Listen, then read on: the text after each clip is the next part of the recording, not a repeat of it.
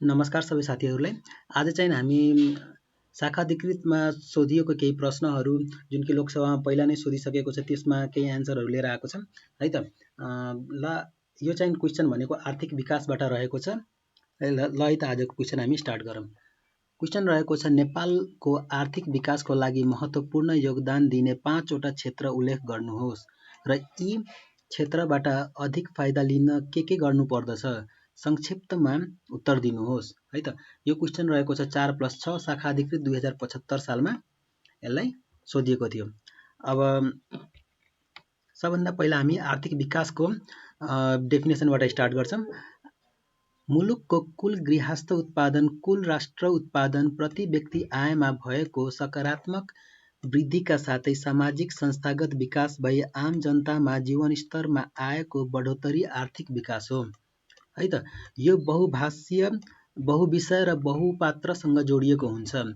नेपालको आर्थिक विकासको लागि महत्त्वपूर्ण योगदान क्षेत्रहरू नेपालमा आर्थिक विकासको लागि क्षेत्रहरू कुन कुन हुन् भन्दाखेरि कृषि रह्यो, उद्योग, व्यापार, पर्यटन, वैदेशिक रोजगारीलाई लिइन्छ।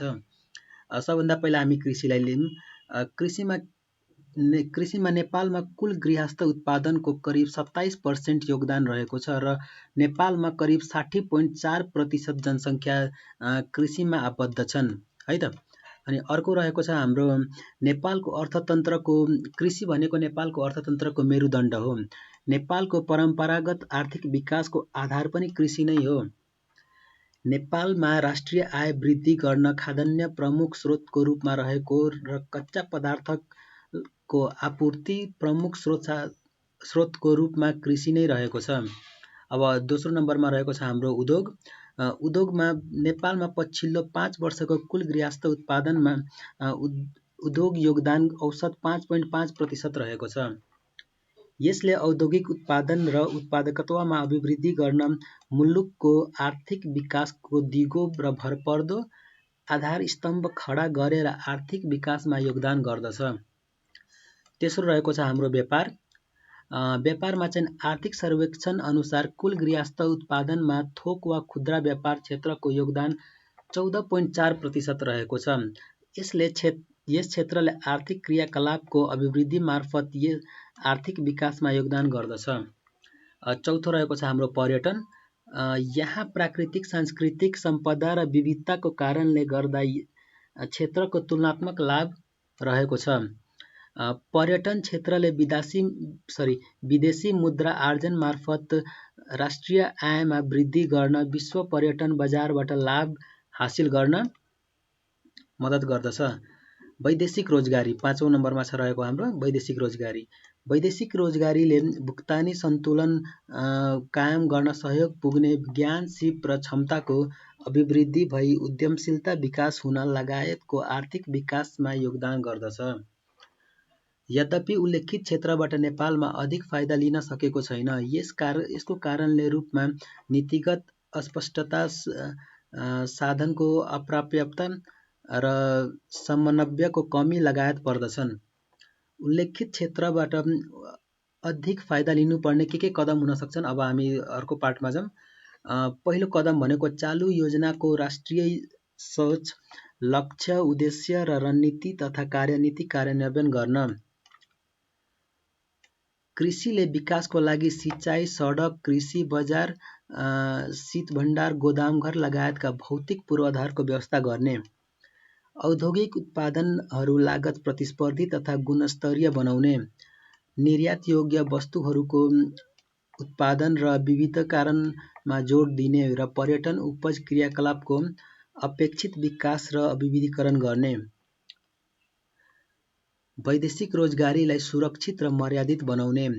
मानव बेचबिखन मुद्दा तथा तस्करीको समस्या समाधान गर्ने र वैदेशिक रोजगारीमा जाने महिलालाई आउन सक्ने समस्याहरू सचेत रहने। वैदेशिक रोजगारीमा ठगिने प्रवृत्ति रोक्न प्रयत्न गर्ने र तोकिएको शर्त बमोजिम पारिश्रमिक र सुविधा दिलाउन कूटनीतिक पहल गर्ने। अन्त्यमा नेपालमा आर्थिक विकासलाई योगदान गर्ने प्रमुख क्षेत्रको रूपमा कृषि उद्योग र पर्यटन, व्यापार र वैदेशिक रोजगारी पर्दछन्। उल्लेखित क्षेत्रबाट अधिक लाभ लिनको लागि नीतिगत स्तरमा विज्ञापन लगायतका सुधार गर्नुपर्दछ। समृद्ध नेपाल सुखी नेपाल लक्ष्यको हासिल गर्न उल्लेखित क्षेत्रको व्यापक परिचालन आवश्यक देखिन्छ। है त। अब अर्को हामी अब यो रह्यो हाम्रो सेकेन्ड क्वेसन आर्थिक विकासबाटै। प्राथमिकताका आधारमा नेपालको द्रुत विकासको 3 महत्त्वपूर्ण आर्थिक पक्षको पहिचान गरी तथ्य र तथ्याङ्कसहित यसको पुष्टि गर्ने तार्किक उत्तर लेख्नुहोस्। अब यो चाहिँ शाखा अधिकृत 2076 मा सोधिएको क्वेसन हो। ल है त अब यसको एन्सर हेरौँ। आर्थिक विकासका प्रमुख पक्षहरू कुन कुन हुन्? नेपालमा आर्थिक विकासको प्रमुख पक्ष भनेको कृषि, उद्योग, व्यापार, पर्यटन, रोजगारी एवं मानव संसाधनलाई लिइन्छ। प्राथमिकताका आधारमा प्रश्न अनुसार यहाँ पर्यटन, उद्योग र कृषि तथ्याङ्कलाई प्रस्तुत गरिएको छ। अब पर्यटनको हेरौँ है त। पर्यटन भनेको मन बहलाउने मनोरञ्जन वा घुमफिर गर्ने लगायतका उद्देश्य भ्रमण गर्ने कार्य पर्यटन हो। नेपालको अर्थतन्त्रको विकासको लागि उच्च सम्भावना बोकेको क्षेत्र पर्यटन हो। यहाँका प्राकृतिक, सांस्कृतिक सम्पदा र विविधताको कारणले गर्दा यस क्षेत्रमा तुलनात्मक लाभ रहेको छ। आर्थिक सर्वेक्षण 2076-77 अनुसार 2019 मा कुल पर्यटक मध्ये भारतबाट 21%, चीनबाट 14.2%, अमेरिकाबाट 7.8%, बेलायतबाट 5.1% र श्रीलङ्काबाट 7.8% र अन्य देशबाट 53% पर्यटक नेपालमा आएका थिए। है त, आएका छन्। अनि सन् 2019 मा पर्यटकको औसत बसाइ 13 दिनदेखि 15 दिन रहेको छ भने प्रतिदिन खर्च $48 रहेको छ। पर्यटन क्षेत्रमा कुल गृहस्थ उत्पादनको मा करिब 2.6% योगदान रहेको छ।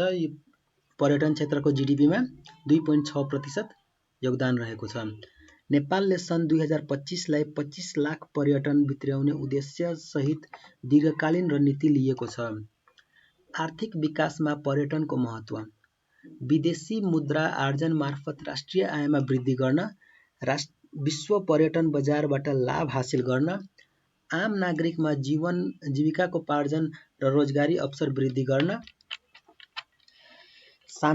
सामाजिक, सांस्कृतिक र अन्तर्क्रियामा वृद्धि गर्न, विश्वमा नेपालको प्रचार प्रसार गर्न, घरेलु उद्योग विकासमा टेवा पुर्याउन, प्राकृतिक तथा जैविक सम्पदाको संरक्षण गर्न, प्राप्त प्रतिफलको न्यायोचित वितरण गर्न, भौतिक र सामाजिक पूर्वाधारको विकास गर्न, कला र संस्कृतिको संरक्षण गर्न।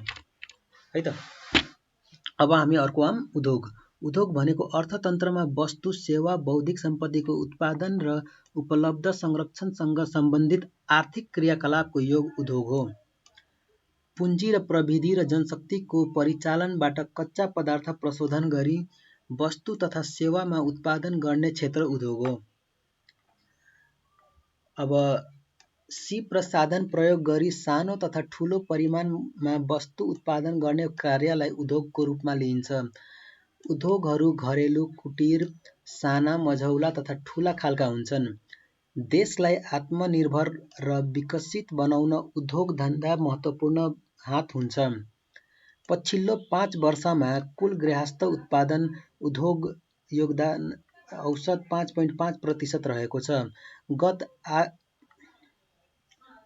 गत आर्थिक वर्षमा यस क्षेत्रको योगदान 5.1% रहेको छ।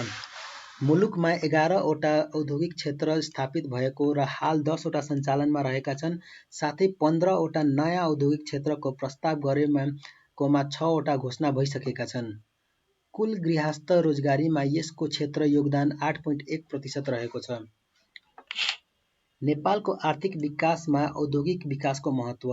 औद्योगिक उत्पादन र उत्पादकत्वमा अभिवृद्धि गर्न, मुलुकको आर्थिक विकास दिगो, भरपर्दो र आधार स्तम्भ खडा गर्न, कृषि क्षेत्रमा रहेको अत्याधिक निर्भरता कम गर्न, अनि राष्ट्रको उद्योगीकरण टेवा गर्न, स्थानीय स्रोत साधन र सिपको उपयोग गर्न, निर्यात प्रवर्धन गरी आयात प्रतिस्थापन गर्न, औद्योगिक क्षेत्रमा निजी, स्वदेशी तथा विदेशी लगानी आकर्षित गर्न औद्योगिक पूर्वाधारको निर्माण गर्दै लैजान, विद्यमान बेरोजगारी, अर्ध बेरोजगारी र गरिबी कम गर्न।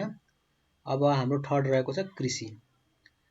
कृषि भूमि वा जमिनको प्रयोग एवं परिचालनबाट अन्न बाली तथा नगदेवाली उत्पन्न, पशुपन्छी तथा मूल्याङ्कन गर्ने क्रियाकलाप यो कृषि हो र कृषि प्राकृतिक उत्पादनसँग सम्बन्धित छ। यो अर्थतन्त्रको मेरुदण्ड कृषि हो। नेपाल परम्परागत आर्थिक विकासको आधार कृषि हो। राष्ट्रिय अर्थतन्त्रमा जीडीपीको गणना गर्दा कृषि क्षेत्रलाई प्राथमिक क्षेत्रको रूपमा गणना गरिएको छ। कुल गृहस्थ उत्पादनमा 27% योगदान रहेको छ र 60.4% जनसङ्ख्या आबद्ध कृषिमा रहेका छन्। आर्थिक समृद्धि हासिल गर्ने मूल आधार पनि कृषि नै हो। 15 योजना आर्थिक वर्ष 2077-78 र 80-81 मा कृषिको उत्पादकत्व 2.97 प्रति हेक्टरबाट 4 प्रति हेक्टर पुर्याउने लक्ष्य लिएको छ। विगत 2 दशकको अवधि कृषि क्षेत्रको उत्पादन औसत 3.2% ले वृद्धि भएको पाइन्छ। सन् 2035 सम्म मुलुकलाई खाद्यान्न आत्मनिर्भर बनाउने लक्ष्य लिई विक्रम सम्वत 73-74 देखि 20 वर्षे कृषि विकासको रणनीति कार्यान्वयनमा ल्याएको छ। सँगै पूरक योजनाको रूपमा प्रधानमन्त्री कृषि आधुनिकीकरण परियोजना कार्यान्वयनमा ल्याइएको छ। अब आर्थिक विकासमा कृषिको महत्त्व। राष्ट्रिय आयमा वृद्धि गर्न। खाद्यान्न प्रमुख स्रोतको रूपमा रहेको, कच्चा पदार्थ आपूर्ति प्रमुख स्रोतको रूपमा रहेको, जस्तै उखु, सनपाट, अनि त्यसपछि रोजगारीको मुख्य आधार रहेको कृषि। निर्यात र व्यापारमा प्रमुख स्थान कृषि नै रहेको। वैदेशिक मुद्रा आर्जन स्रोत र आत्मनिर्भरता आधारशिला। जैविक विविधता संरक्षण तथा आर्थिक विकासको दिगोपनाको लागि। अन्त्यमा उल्लेखित पक्षलाई नेपाली अर्थतन्त्रको तुलनात्मक लाभजन्य क्षेत्रको रूपमा लिइन्छ। चालु योजनाको लक्ष्य हासिल गर्न पनि नेपालले उल्लेखित क्षेत्रलाई प्राथमिकता दिनु आवश्यक देखिन्छ। हस्त आजको लागि यति नै। यदि तपाईँले हाम्रो भिडियो मन पर्यो भने प्लिज लाइक, सेयर र सब्सक्राइब गरेर जानुहोला। हामी यसरी नै डेलीको डेली रिटेन र नासु खरिदारको लागि जिके अनि आइक्यू पनि लिएर आउँदैछौँ। प्लिज त्यसैले लाइक गरेर सब्सक्राइब गरेर जानुहोला।